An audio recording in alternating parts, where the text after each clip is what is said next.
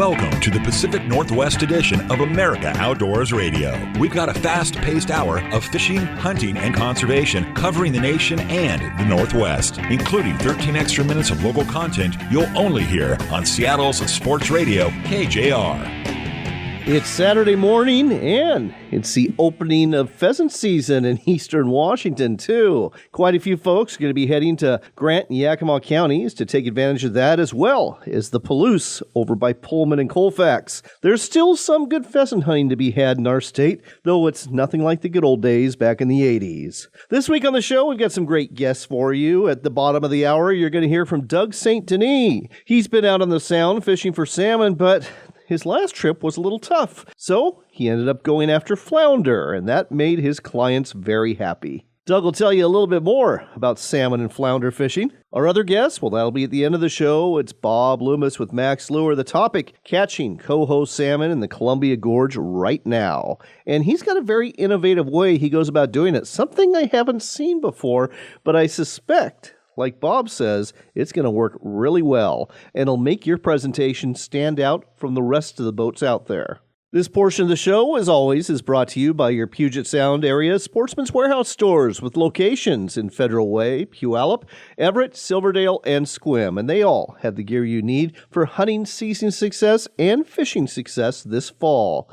As a matter of fact, the Great Hunt Sale is ending this weekend, so if you need some hunting gear like I did for my trip to Montana, head on down there. And if you need ammo, they've got plenty of it in all sorts of different brands too. Starting off with waterfowl hunting, good news to share. The Skagit Wildlife Area's headquarters unit has reopened. In fact, it opened on the 11th, just in time for the opener last weekend. The area, also known as Wiley Slough, is popular for waterfowl hunting, bird watching, and hiking. It's been closed for construction since the spring of 2023. The renovated area features a new concrete boat launch and paved approach road offering access to freshwater slough on the south fork of the Skagit River and Skagit Bay, as well as an ADA-accessible loading ramp and reconfigured parking area.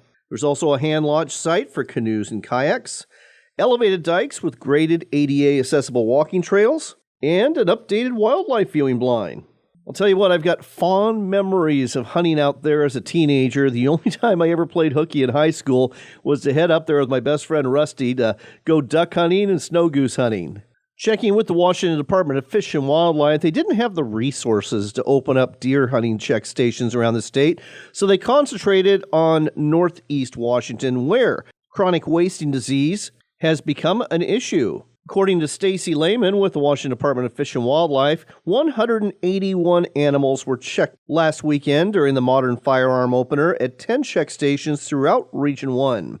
The best hunting was in District 3, where 83 animals were harvested. Overall in Region 1, species collected included 95 mule deer, 78 white-tailed deer, 5 elk, and 3 moose. Other species harvested included turkeys, ducks, and even cougars. As for the CWD testing, 101 samples were gathered from Game Management Unit 124, where they detected chronic wasting disease earlier this year. So far, 118 samples have been tested by the WDFW lab, and happy to report no further cases of chronic wasting disease have been reported. Just a reminder, if you are harvesting animals in this region, you cannot take the whole carcasses outside of the 100 series game management units to other parts of the state. You can only legally export meat that has been deboned in that area. And WDFW enforcement officers also want to remind you about the common violations they see every year during the deer hunting opener. One of them is trespassing on private land, and the other one, unfortunately, are hunters having loaded firearms in their vehicles. A number of violations of both crimes occurred during the opening weekend of deer hunting season. And with that, you are now in the know about what's hot and what's not this week in the Pacific Northwest. That's your first local shot of the outdoors. Now let's see what's going on across the nation.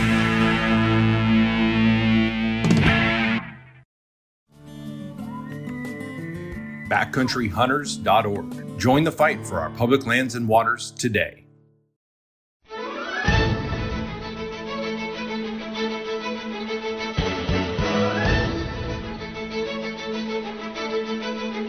It's time for America Outdoors Radio, the show that covers the outdoor scene across the U.S. of A. and the entire continent. Fishing, hunting, conservation, outdoor recreation, and great destinations. We cover it all every week. It's your country, your outdoors. Let's explore it together with your host, John Kruse.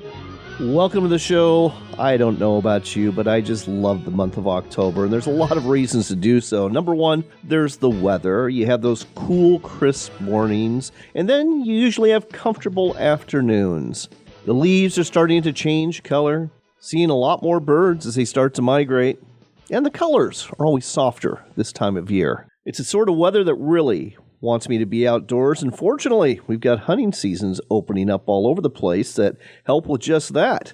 As a matter of fact, this week I'll be heading to northeast Montana with my Springer Spaniel pup Sam. We're going to be doing some pheasant hunting in Montana's Missouri River country, and we'll be putting together a radio show while we're at it for our regional show, Northwestern Outdoors Radio. And right after I get back, well, I'm going to be fishing a bass tournament. Last one of the year. Just a very small informal affair, but I'm looking forward to it. And the fishing should be good, too. I mean, this is the month where the bite really turns on for all sorts of species, largemouth and smallmouth bass included. This week on the show, we've got some great guests for you. One of them is Shelby Ross. He's the owner of Ross Outdoor Adventures. He invited my best friend, Rusty Johnston, and I out on a duck hunt for opening day. That was last weekend. And of course, we had to record some audio while we were there. We'll let you know how our ride on the Potholes Duck Taxi went and how the hunting was to boot in just a minute or two. Another guest we'll talk to today is Andrew McKean with Outdoor Life. Outdoor Life is doing a series of articles about the presidential election and its potential impact to hunters, fishermen, and conservationists. It's really unique that in this very tight race, especially in the upper Midwest, where the swing states really can turn this whole thing on its head, you have campaigns actively courting hunters for their votes. Andrew will tell you more about that in the second segment of our show today. Then we're going to head north to Alaska. George Krumm, the editor of Fish Alaska Magazine and Hunt Alaska Magazine, just got back from his annual September trip to the Naknek River. The Naknek is located not too far from King Salmon, and yes, it gets salmon runs, but it's really known for its huge rainbow trout. We're talking 10-plus pound rainbow trout, and George loves to catch them fly fishing. George will also tell you about another place he fished up there where he was in very close proximity, some big Alaskan brown bears, which made for a very interesting day of fishing. Our final guest of the day, that would be Richard Sims. He is the owner of Scenic River Fishing Charters out of Chattanooga, Tennessee. And like I mentioned, the fish are on the feed bag, and that includes the blue catfish that they are targeting, really big blues, by the way, out of the Tennessee River, as well as largemouth bass. Richard is also the editor of Crappie Now, a free digital online magazine you can check out at crappienow.com, and he'll let you know what's in this month's edition. You'll definitely want to check that out. Put it all together, we've got a great show coming your way, so let's kick it off with our first guest of the day. Next up on America Outdoors Radio, we are taking you to the duck blind. It's opening day here in Washington State. I'm at Potholes Reservoir, specifically Crab Creek in eastern Washington, and I'm with my good friend and guide, Shelby Ross. He's the owner of Ross Outdoor Adventures. Shelby, thanks for taking Rusty and I on a hunt today. John, always great to spend a morning in the blind with you guys. Absolutely. We've also got Doug here, who's one of his associate guides, and, not a bad morning. It's a bluebird day, but we've still got some birds on the stringer here. Yeah, and we should have a few more, and that's kind of typical with the opening day. Get the rust off the shotgun and get back into the swing of it. The thing I love about opening day, October in the Columbia Basin, it's a real mixed bag of birds that you get. Well, it really is, and especially lots of teal, lots of widgeon, and a few of the others to boot. As our season goes on, it turns into much more of a mallard focus hunt, but yeah, for opening day, you take what you can get. You've got something special here. Potholes Reservoir is 27,000-acre reservoir. It's called Potholes because there's all sorts of sand dunes back here and water that's in a lot of these little sand dunes called potholes. And it provides some really good habitat for the birds, and it provides some really good hunting, too. Now, years ago, the Meesberg family started the Mardon Duck Taxi. Why don't you explain the history of that? Well, actually, it was started in the 50s, before the Meisberg family even owned the resort, and so they purchased it with the resort when they bought it in 72, but it began in the 50s. And yeah, it's a unique deal for sure. So the duck taxi originated basically as a taxi service to blinds out here on Potholes Reservoir. It sure did. In the 50s, somebody had a great idea. There was tons of ducks, and people needed a ride, and so it was a great way to access the sand dunes. Now, you purchased the duck taxi, formerly known as the Mardon duck taxi, from the Meisberg family, and now it's the Potholes duck taxi. You still offer that drop-off service for hunters early in the morning, take them back in the afternoon. You even set up decoys for them, too. But you also offer guided hunting, too. We do, and we probably do 60% non-guided and probably 40% guided. Kind of just each group has, their individual needs, and so, yeah, we can kind of tailor to fit. One advantage of going on the guided duck hunt is something that happens towards the end of the hunt. The shooters get to eat something very special. Yeah, our duck kebabs and duck poppers are very popular, and it's been going on for years and years. I started the poppers, I don't even know, 15 plus years ago, and they've been a big hit, and so it's kind of mandatory. Yep, you cook them up right here in the blind over charcoal briquettes. And why don't you explain exactly how you make the poppers? So a chunk of marinated duck, a chunk of jalapeno filled with cream cheese, wrapped in honey maple bacon, and put on the charcoal. It is delicious, folks. Trust me on this. Absolutely delicious. So you usually run trips out here, until December? Just depends on what the ice comes, and a lot of times we'll have a big cold front, generally sometime in December, that pushes most of our birds out, and the ice follows suit. And some years we'll have a warming trend in January and reverse migration, and it can be some of the best hunting of the year. It's just hard to, have your calendar set to that. You got to kind of be on a whim to get here when the weather warms. Well, in addition to offering the duck taxi and the duck hunting out here on the reservoir, you also offer goose hunting, and the goose hunting can be spectacular out here. It can, and we have tons of geese in the area, and we lease 27,000 acres, and gives us lots of opportunity at the geese. Not only do you have the greater Canada geese that are out here, but you've got two other species of geese, too. We have lots of lesser Canadians, and we have more and more snow geese every year. As a matter of fact, the snow geese population is exploding. 20 years ago, when you and I were out here, you would never see a snow goose. They just didn't come over this side of the Cascade Mountains. And now, what is there, about 20,000 birds that winter over here? At least. And every year there's more, so yes. Well, bottom line is this, folks. If you want some great duck and goose hunting, head on over to the Columbia Basin of eastern Washington and book an adventure with Ross Outdoor Adventures. The website to go to is rossoutdooradventures.com. That's rossoutdooradventures.com if you want to book a duck hunt or a goose hunt or a fishing trip. He also offers fishing trips as well. And Rusty tells us that we got some ducks coming in, so we're going to stay with you here, folks, and we're going to see what happens. Our neighbors decide to shoot. Looks like they are drifting off, unfortunately. So we're not going to be able to punctuate the interview with the sound of a shotgun, but that's all right. That's radio. At any rate, folks, rossoutdooradventures.com. That's the website to go to if you're looking for a place to stay. You can't do any better than Mardon Resort right at Potholes Reservoir. The website for that one, mardonresort.com. Thanks for a great day, Shelby. Thank you for joining me.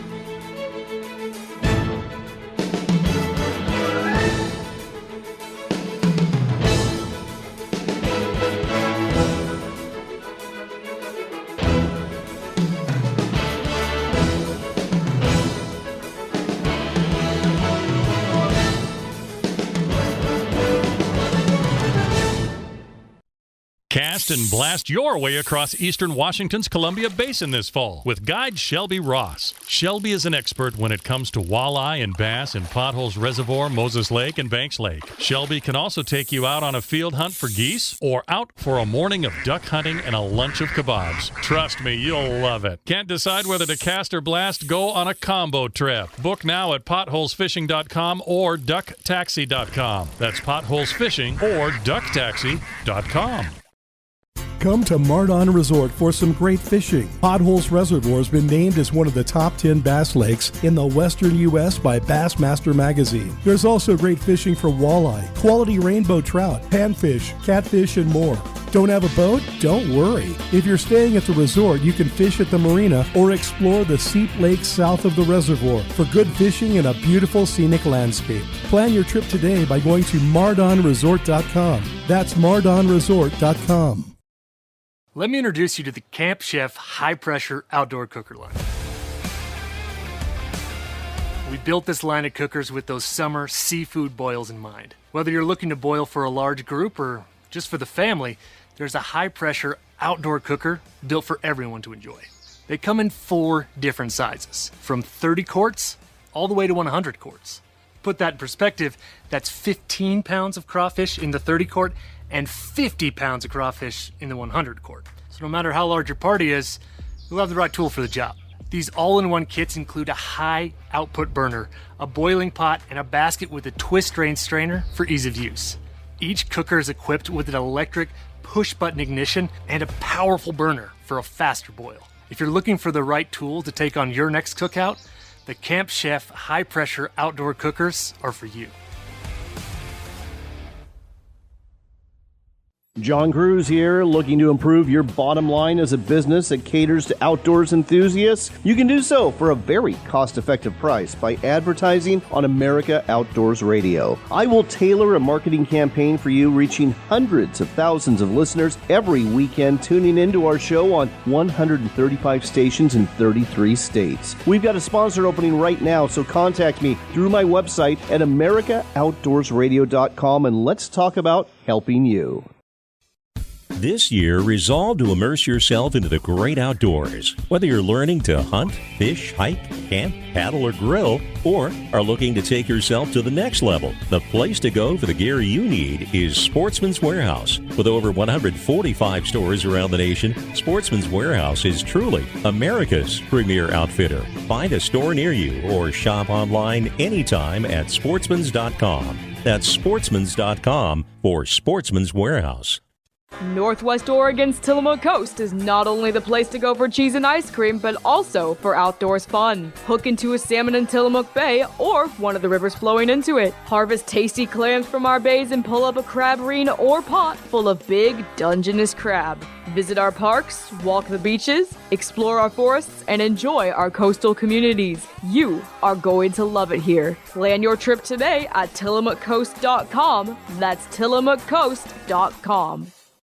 Explore the Dalles, the hub where discovery and history come together. Whether the Northwest is your home or you're on an adventure, the Dalles welcomes you. Just 80 miles east of Portland is the perfect year-round escape with a community that cares about you. 300 days of sun, breathtaking outdoor recreation, and a downtown full of the unexpected. Oh, and the rich history that began before the Oregon Trail. Start planning at explorethedalles.com.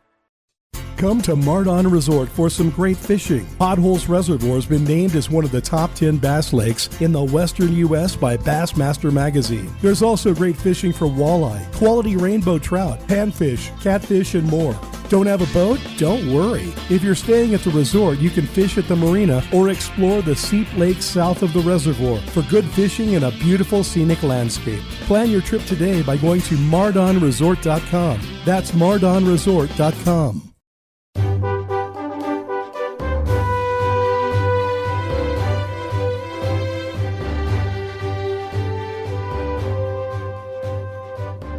You're back in with America Outdoors Radio. I'm John Kruse. In case you didn't notice, there's a presidential election that's coming up really quick, and we have Kamala Harris and her running mate Tim Walz going against Donald Trump and J.D. Vance. And Andrew McKean, who is one of the editors for Outdoor Life magazine, recently wrote an article about the efforts of the Harris-Walz campaign to reach out to hunters and outdoorsmen. Andrew, welcome to the show. Thank you, John. It's always good to be here. The article you wrote was right before the Minnesota governor's hunt, and this is an annual pheasant hunt that the governor of Minnesota participates in, and they are really trying to reach out to hunters for this election, aren't they? Yeah, especially in, I'm not dead sure when this piece is coming out, but, we still will talk about the election in the future tense.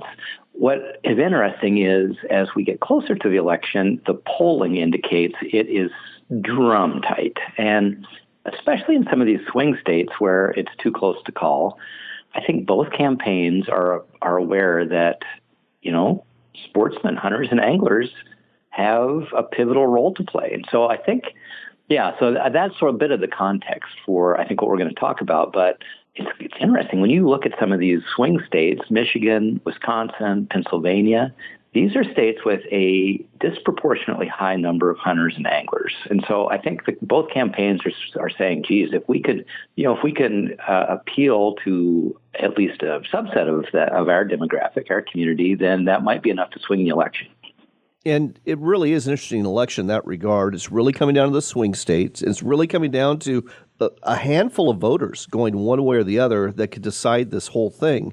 And it's the first time in a long time I've seen hunters courted for their vote. Now, a lot of hunters are leery of Kamala Harris because of past gun control stances, though she came out in 60 Minutes and says she owns a Glock, that she shoots it at a range.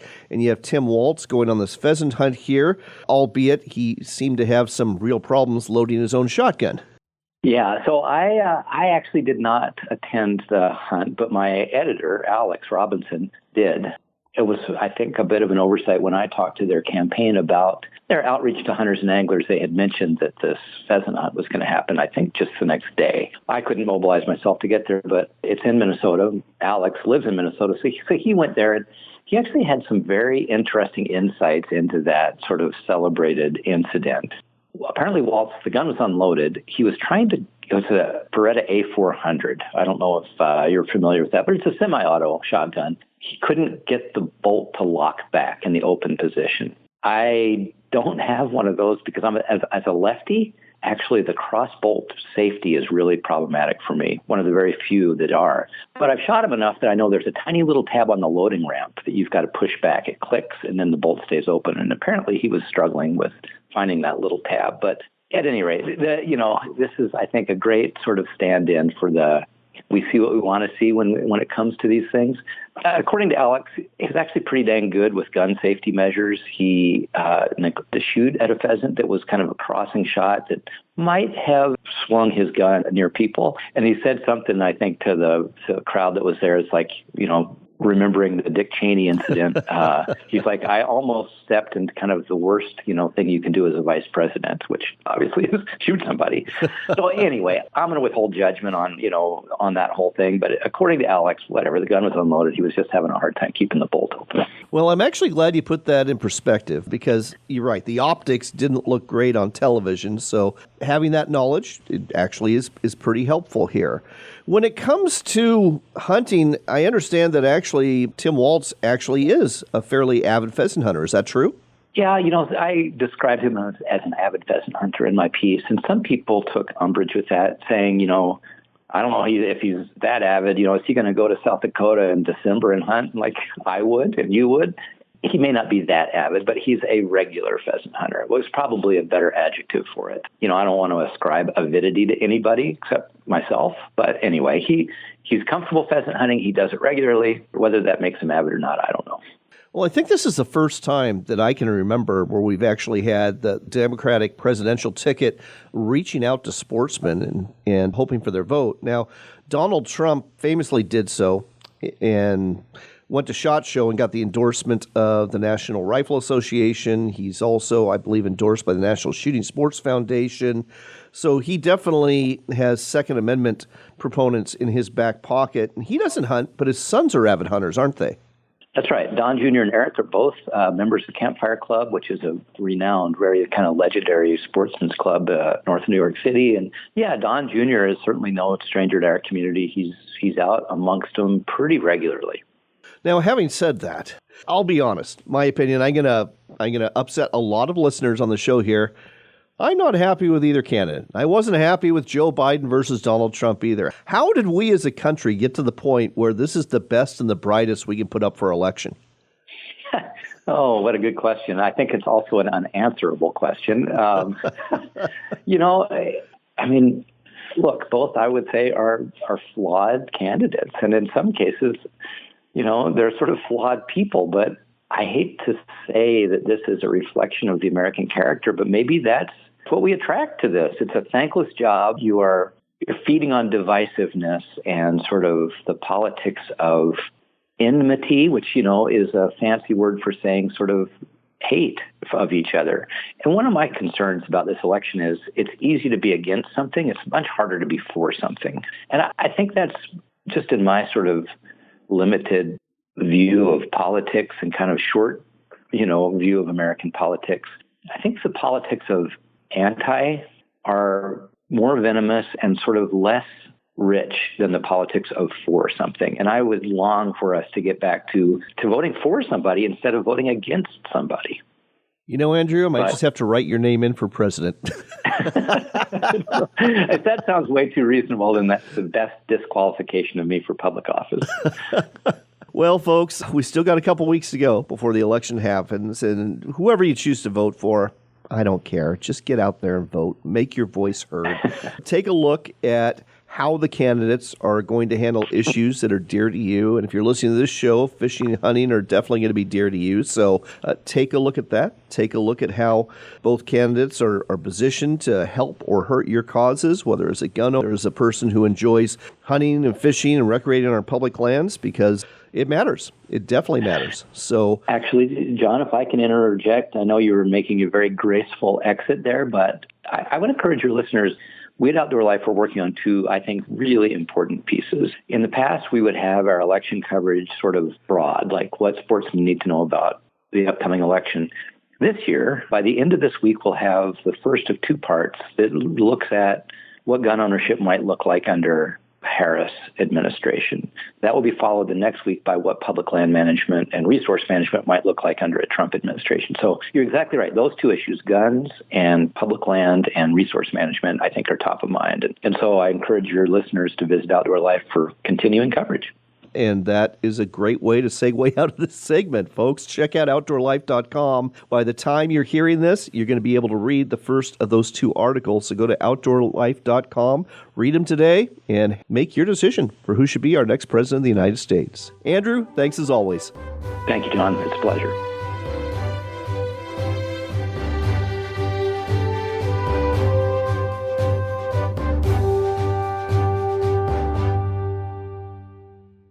I'm Anthony Imperato, president of Henry Repeating Arms. Patriotic Americans are looking to protect and provide for their families, now more than ever. Henry has over 200 rifles and shotguns to choose from, made in America or not made at all, and backed by a lifetime guarantee. Go to henryusa.com and order our free catalog, decals, and a list of dealers in your area. That's henryusa.com. Thank you, and God bless America. Are you looking to reel in the marketing opportunity of a lifetime? America Outdoors Radio has sponsorships available, and we offer affordable platforms to reach thousands of listeners. Find out more by contacting John Kruse through his website at americaoutdoorsradio.com. Campers, adventure seekers, hunters, and foodies. No matter the lifestyle, we can all agree on one thing. Great food and great people are worth remembering. At Camp Chef, we don't just make grills. We create each product knowing that a warm meal is always better when it's shared with those we love. Learn more about Camp Chef grills, smokers, and portable cooking equipment at campchef.com. That's campchef.com for a better way to cook outdoors.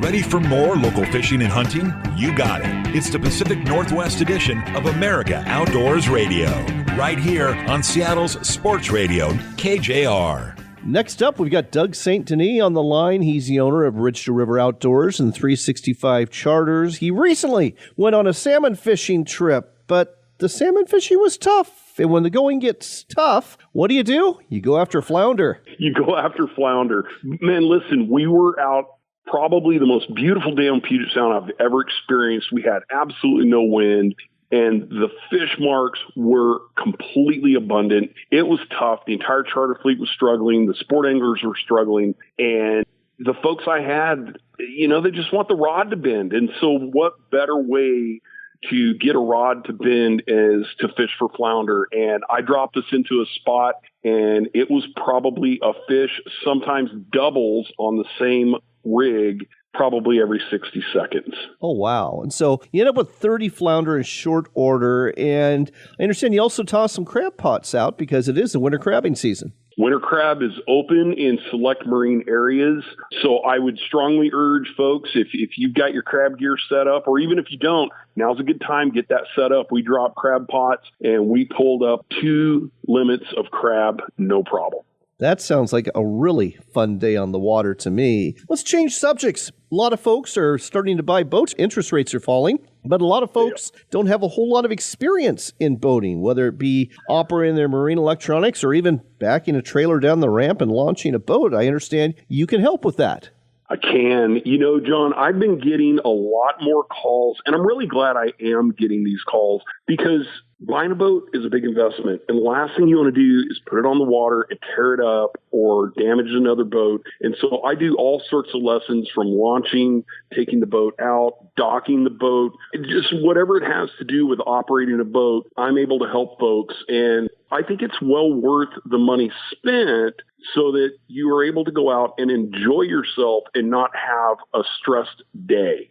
Oh, I agree completely. I think it's a great idea, too. I'm actually surprised more guides don't do this. But, folks, whether you want to go salmon fishing or do a flounder and crab trip or get some on-the-water training, just go to 365chartersllc.com. That's 365chartersllc.com and book a trip or book an experience with Doug St. Denis today. Doug, thanks as always. Thank you, John. Ready to step up to a quality-built rifle or shotgun that's a true classic? Check out Henry Repeating Arms, American-made. Find out more and order a free catalog today at henryusa.com. That's henryusa.com.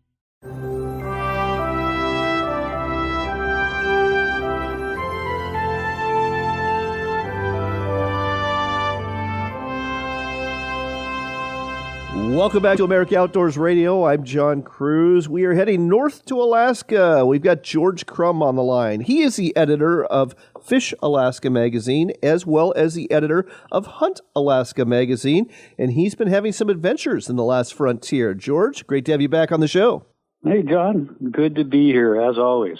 So you just came back from your early fall fishing trip to the Naknek River. Why don't we start off telling folks where this river is and how to get to it? Sure. The Naknek River is in the Bristol Bay region of Alaska. To get there, you would fly to Anchorage and then catch another flight to King Salmon. Now, King Salmon has a large airport, so you'll be flying in most likely on a 737. The Naknek is approximately 285 miles southwest of Anchorage, and that kind of gives you the whereabouts of where it actually is. The Naknek is a fairly sizable river, flows out of Naknek Lake. What part were you fishing? Oh, that's a good question. The Naknek system is actually a fairly large system. The river itself is only about 40 miles long. The lake is probably another 40 miles long with a large number of tributaries that flow into it. Perhaps you've heard of Brooks River, where all the bears are. Right. Interestingly enough, on this particular trip, I did go to Brooks Camp and fish the Brooks River and did my best to avoid the bears while I was there, and I also fished the Naknek. All right. Well, let's start off with the Naknek. You were after rainbow trout, is that correct? Yes. The Naknek River has very large rainbow trout. In fact, the holy grail of Alaska rainbow trout is a 30-inch or bigger fish. And in my opinion, the Naknek is the best place in the state to catch a fish of that magnitude. I did catch several that large this year, and I have for each of the past several years. The fishing has been so predictably good that I think this was my 9th or 10th year in a row of going there. I've got to ask, were you using a fly rod or conventional spinning tackle? I was using fly gear. Specifically, I use two-handed rods. Most people would call what I use switch rods because they're 11.5 or 12 feet long, 8 weights or 9 weights. You can also use full-size spey rods in either 7 weight or 8 weight. In the fall, that's how most people fish for these trout. Okay. And as for these trout, I mean, if they're that big, are these freshwater trout or are they steelhead that have gone into Bristol Bay and come back? That's a great question. A lot of people look at pictures of these fish and say, oh, that's a steelhead. But the reality is the Alaska Department of Fish and Game has done radio tagging studies on these fish, and none of them go to the ocean. They all spend their time in the Naknek River and in the lake. And I can elaborate about that just a little bit for you. I'm really curious as to how these trout get so big. Well, there's a tremendous amount of food in the system, primarily because of spawning salmon. Now, you have the salmon eggs, of course, but you also have the flesh, the carcasses of those salmon. When they die, add nutrients to the system, and those carcasses break up over time. Some of them even get frozen during the wintertime, and when they thaw out in the springtime, again, that rotting salmon flesh is food for the trout. Then in the middle of summer, those trout are in the lakes feeding on juvenile salmon, primarily sockeye salmon, which spend a year or two in Naknek Lake before they smolt and go out to sea. You're right. It sounds like a great forage base for the trout. That definitely explains how they get so big. Let's talk about the Brooks River. I have never heard of this as a fishery. I have heard of it as a place to go watch big bears, but I haven't heard of it as a fishery. Tell me a little bit about that. Yeah, the Brooks River is a fantastic rainbow trout fishery. There's just a ton of fish in there. I fish every year out of Katmai Trophy Lodge, and as part of my weekly deal, you have the option to go to Brooks for a day, and it's included in the price, which is a great deal.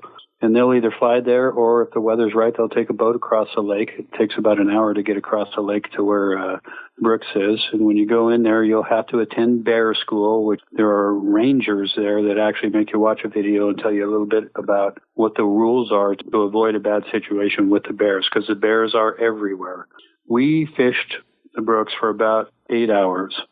About half of that time, I would say, we were not fishing. We were simply trying to avoid bears and try to maintain the 50 yards of minimum distance that the rangers want you to maintain, which is difficult to do.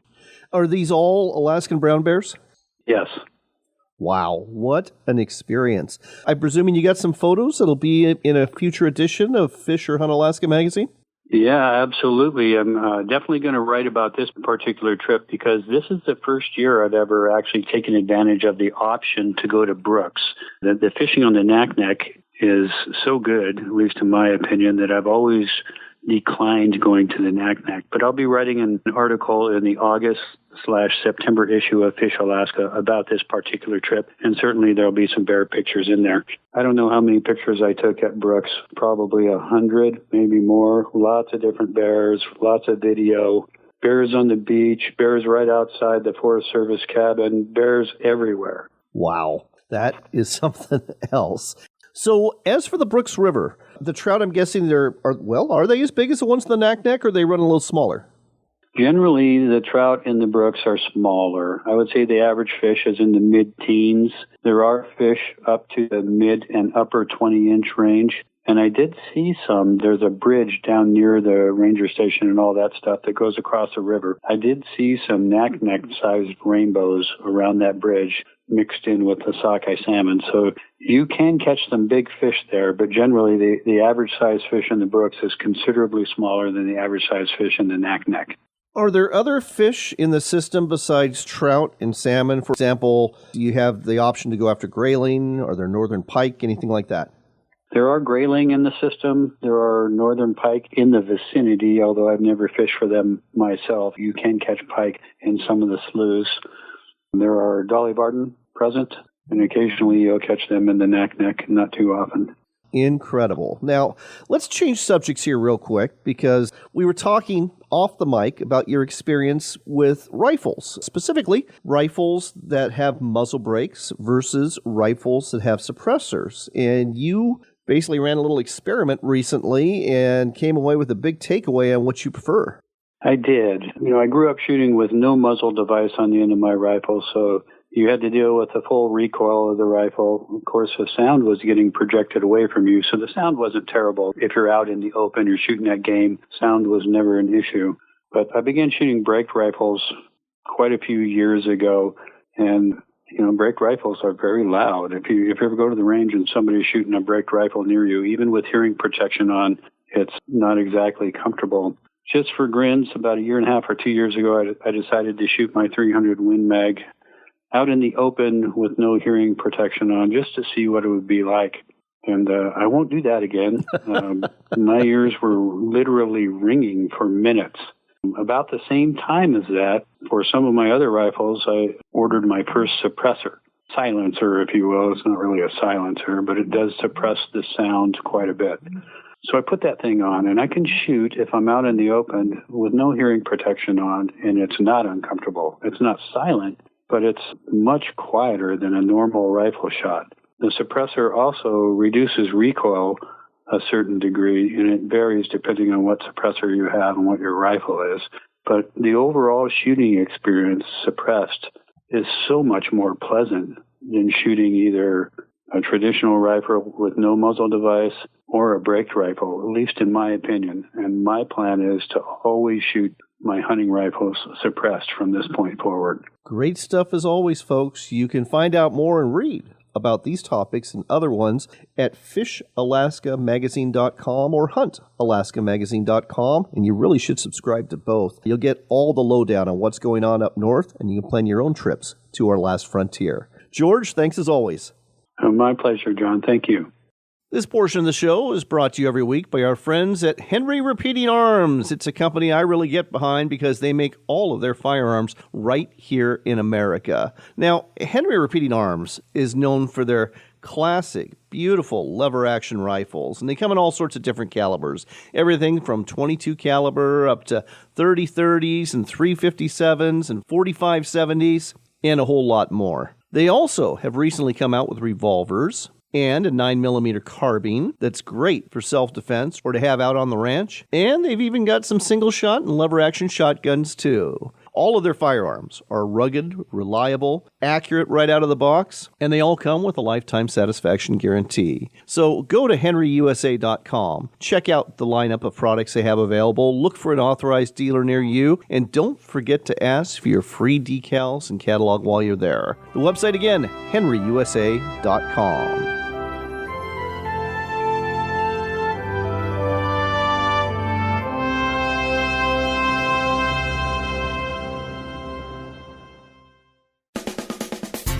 Sportsman's Cove Lodge is Alaska's best lodge, and as you know, I'm a big fan. I've been to Prince of Wales Island in southeast Alaska several times. I love the float plane ride in. I love the fishing for halibut, salmon, and cod, and I can't get enough of the fantastic food and dynamite hospitality that they offer at the lodge. Now they are building new accommodations, new rooms that'll have television. They've brought Wi-Fi to the lodge too, and they're even offering extended 7-day stays with not just fishing, but other adventures too, as well as the opportunity to have a corporate retreat. Find out more about Sportsman's Cove Lodge and book your stay today at alaskasbestlodge.com. That's alaskasbestlodge.com, and use the promo code RADIO10. That's Radio 10. Let me repeat that one more time. That's alaskasbestlodge.com and the promo code RADIO10 for 10% off your next adventure.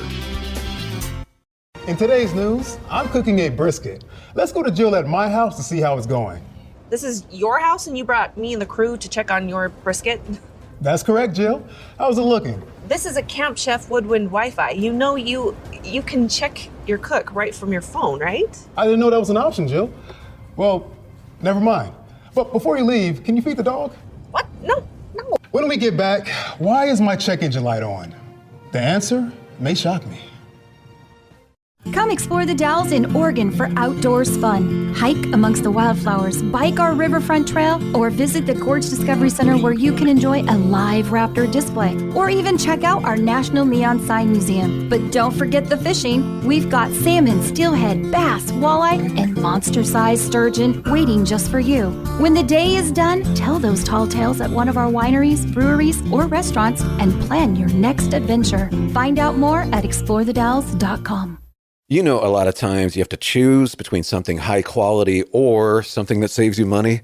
But if you could get both, why not? Especially when it comes to healthcare, and that is MediShare.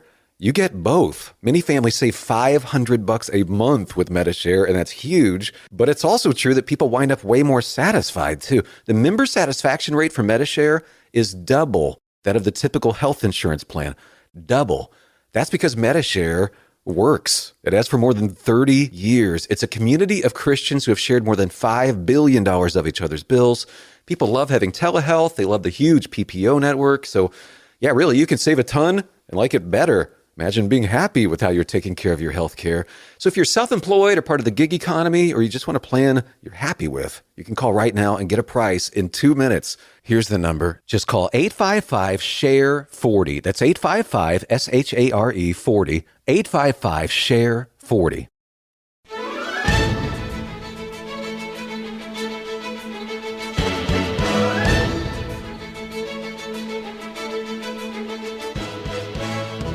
You're back in with America Outdoors Radio. Our next stop is the volunteer state of Tennessee, specifically around Chattanooga. That's where you're going to find Captain Richard Sims and his guides who work at Scenic City Fishing. Richard, welcome back to the show. Hey, thanks for having me, John. It's always a pleasure. Well, it's October now, and that means the bite is on for a number of different species. I saw your latest fishing report. It looks like the catfish bite in particular is hot on the Tennessee River. You know, it's funny. Of course, everybody has springtime fishing. You know, I mean, springtime's always a great time. I don't care what kind of fish you're fishing for, but man, I tell you what, there's something about October that our guys who target trophy catfish, they love October. Number one, I mean, the weather's off, which is good for the fishermen, a lot more comfortable than those summertime temperatures. But, you know, those trophy catfish, you know, it's like they know cold weather's coming too, and they're trying to fatten up for the winter. And it's a great time to target trophy catfish. And yeah, we've got, you know, a couple of guides that have really capitalized on that in the last week or two. You know, we've had quite a few 40 and 50 pound fish come in the boat.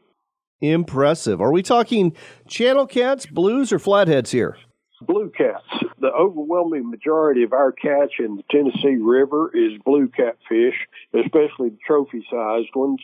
Our channel cats don't get real big here. You know, I mean, 10 or 12 pound channel cats, a really big one, you know, but we catch those 30 pound plus blues regularly, and sometimes we love hitting those 50, 60, even bigger marks.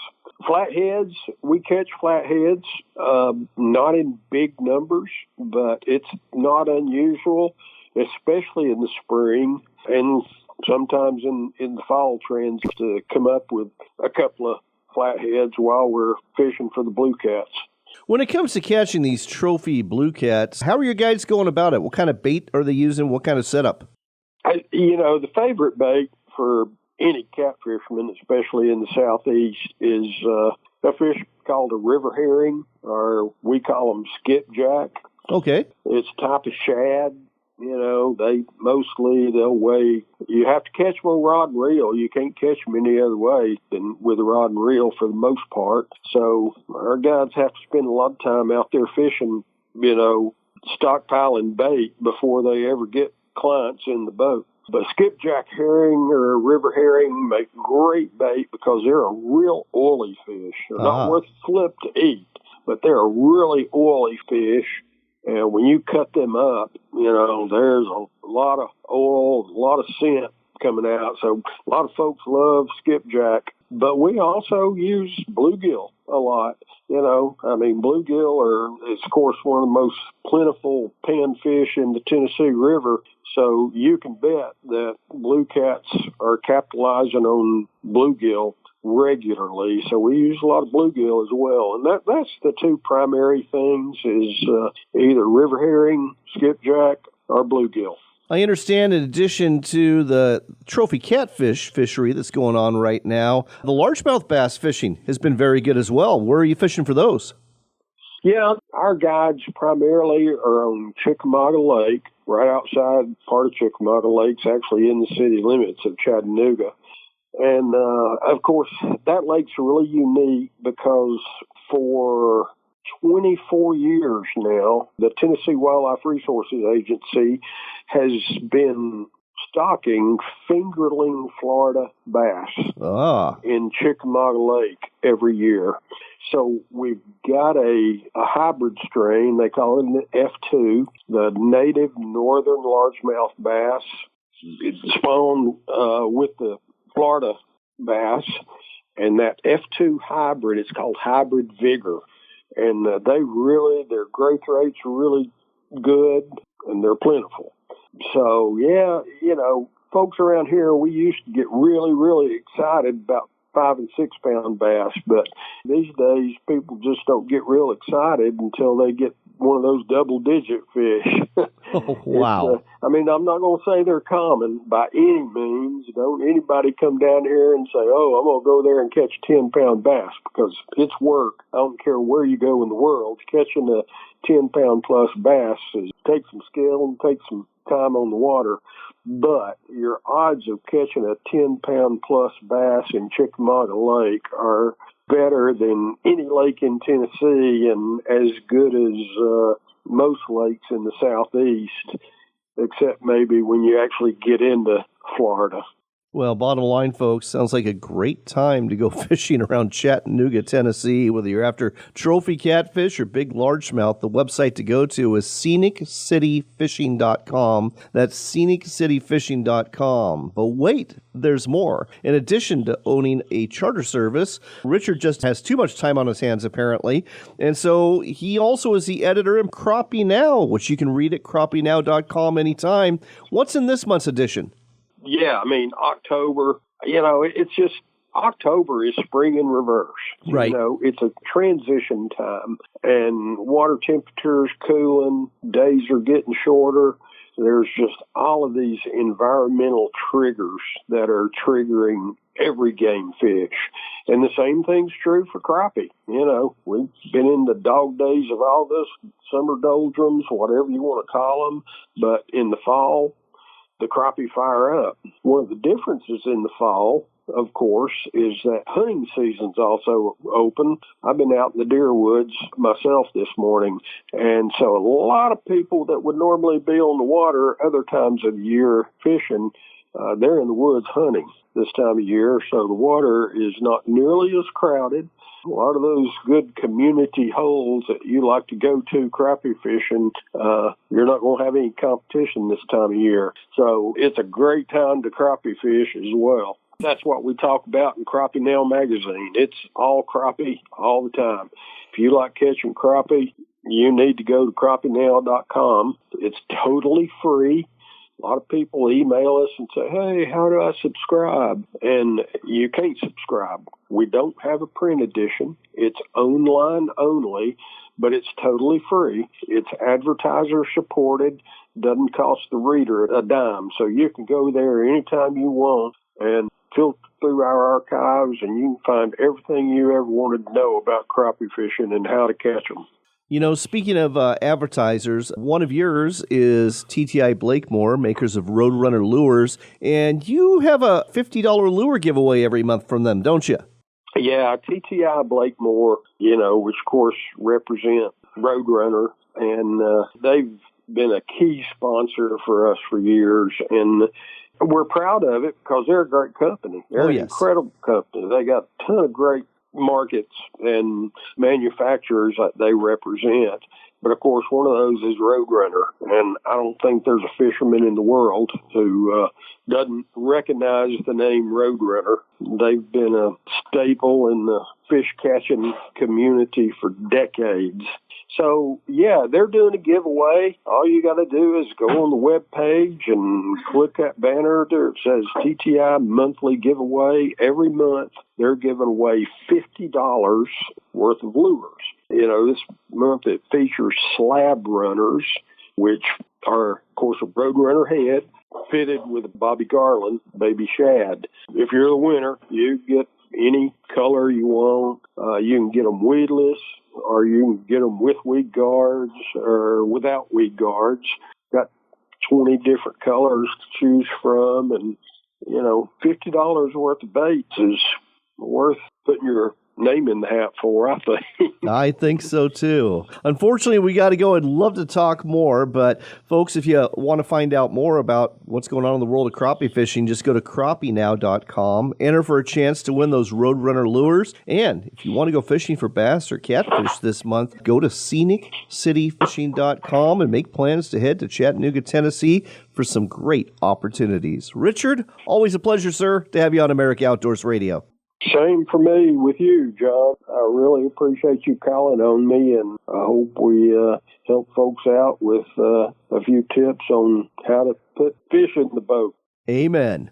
Well, it's time to wrap things up, but I'd like to thank our guest today. That includes Richard Sims with Scenic River Fishing Charters that you just heard from, Shelby Ross with Ross Outdoor Adventures in Eastern Washington's Columbia Basin. George Krumm gave us a great interview about fishing the Naknek River in Moose Creek in Alaska. And of course, there's Andrew McKean with Outdoor Life, giving us a rundown on presidential politics and how they apply to us as hunters and conservationists this year. You'll be getting a best of episode next week because I'm actually heading to northeast Montana around Malta to do some pheasant hunting with my Springer Spaniel pup Sam. Here's hoping that the hunting is good and that safe travels may come my way. Here's hoping you have safe travels, good health, and happiness too as we roll into the latter part of October. After all, it is your country and your outdoors, so get out there and enjoy it.